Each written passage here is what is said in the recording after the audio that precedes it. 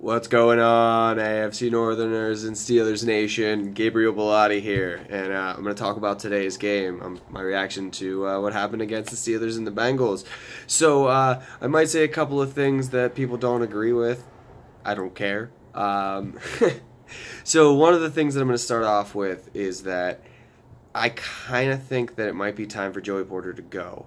Our defense has been a big problem this season. A lot of missed tackles, a lot of problems in the secondary, but there's also been a lot of problems with our linebacking situation, and I blame Joey Porter for it. I just don't. I think he should be done. I really do, and here's one of the things I'm going to say that some people might not agree with. But I think we need to get Joey Porter out of there, and I think we need to bring Ryan Shazier in. And I know what people are going to think or possibly say. What are you talking about? Ryan Shazier was barely in the league. He doesn't know what he's doing. But I have to disagree. And one of the reasons why I think this is I think that, especially for our defense, especially for our linebacking core, I think Ryan Shazier is somebody that this team can rally behind, that our defense can gain some support behind. And the man is smart. He knows what he's doing. I also think that, you know, we need that linchpin. We need that heart inside of our defense, and Shazier was that. And I think he can be that in a coaching standpoint. And I think a great place for him to be where he was as a linebacker, but as a linebacking coach.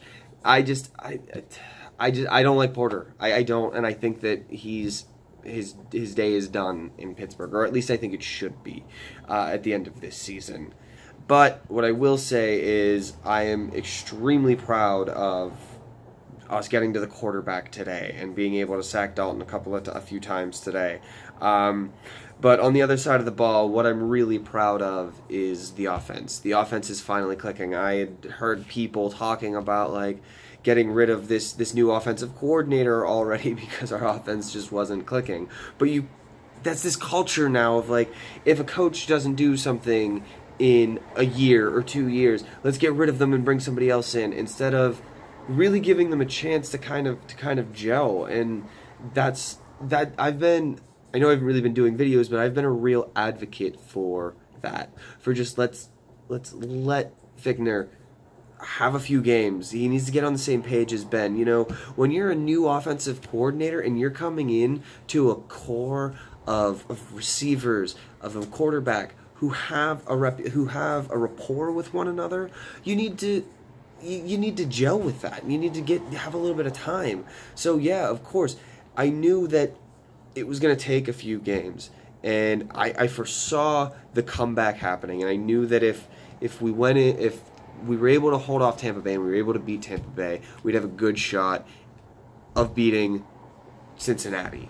And honestly, I really think that putting up 41 points and our defense being able to keep Tampa Bay to 17 was a huge success, and it was a big bolstering confidence boost that the team really needed. And who I'm most impressed with today is that offensive line. The offensive line was phenomenal. I was worried in the beginning of the game because I didn't think we were going to be able to get through the line. But our offensive line was opening up holes. Connor had another amazing day today. Connor is a fantastic runner. And there was a tweet that came out where Bell was applauding Connor, and Connor sends a tweet back saying, a response back saying that he's been watching Bell tape. And I honestly believe that. You know, when you've got to be our bell cow and you've got to have somebody who you've got to model yourself after, why not model after one of the best running backs that Pittsburgh's ever had and one of the best running backs in the league right now, with the exception that he's not playing. And I also, you know, they just couldn't get through the line. Ben didn't have any sacks today. Ben had time all day, was able to make people miss, was able to make throws that he needed to make. Now, on the flip side of that, there were a few blown calls, there were a few blown passes, but not like it has been in the past 5 games. The offense is really starting to come back together, and it's really starting to click, and it makes me happy. It makes me feel like this team is moving towards what I believe all of other Steelers Nation was hoping that this team could get to. We still have a lot of problems on the defensive side.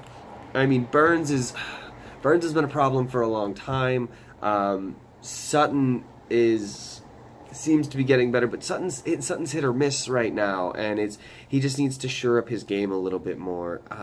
But the biggest problem is, we still don't have that linchpin in our defense that really can rally everyone together. And I don't know. I'm tired of Joey Porter. I'm tired of linebackers should not be covering wide receivers. It just shouldn't be happening. It shouldn't be, and it's been a problem. It's been a problem for a long time, and especially we still get eaten up over the middle, especially by tight ends.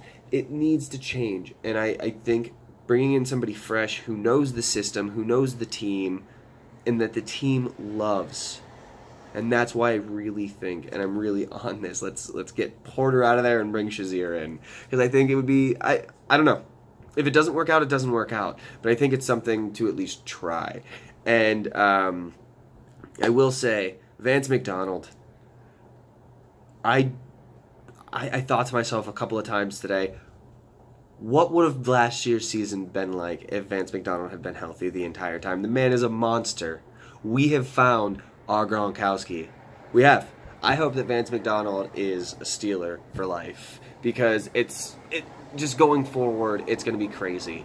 I'm going to try and do another video later this week on, well, never mind, I won't, because we've on our bye, and then we come back and have the Browns. So in 2 weeks, I will be doing a Browns-Steelers preview.